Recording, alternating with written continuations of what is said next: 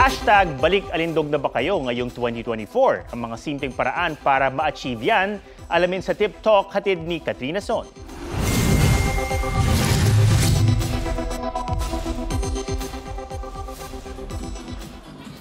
Sunod-sunod na Christmas party at mga handaan dahil sa sawang kainan.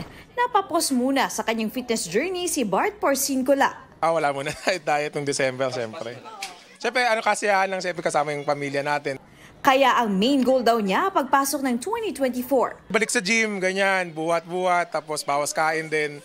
Ang iba naman, sa unang araw ng taon, sinimula na agad ang pag-ehersisyo. Para maganda po yung kalusugan kasi health is wealth. Para mag-lose ng weight at saka maging healthy. Kumbaga, i-start yung taon na to na doing healthy activities. Pero kung ang iba, problema ang holiday weight, ang 72 years old naman na si Celia Kalimag talagang hindi na raw kumain ng marami ngayong holiday season. Nag-exercise ako dito pero gumagamit ako ng may treadmill ako sa taas. Kasi may high blood. Kaya nagda-diet din.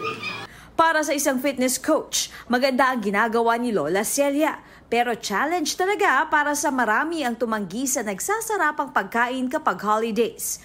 Payo niya sa mga may balik alindog project ngayong 2024, mag-focus sa goal. Heto, may tips din siya.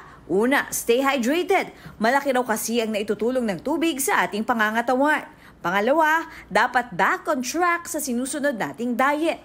Ihanda ang menu o kakainin para mas napapag-isipan ito. Prioritize din natin yung mga vegetables kasi sobrang low calorie yan eh. Tapos ang effect sa atin is mas madali tayo mabubusog. So yung calories natin is hindi tayo kaagad tataba.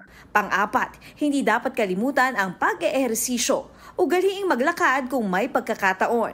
At panghuli, maganda rin daw na laging iisipin ang benepisyo ng pagkain ng tama at pag-eehersisyo para ma-motivate. At tandaan, sa bawat pagpapalit ng taon, nadadagdagan din tayo ng edad. Isipin lang nila na lahat naman tayo tumatanda na.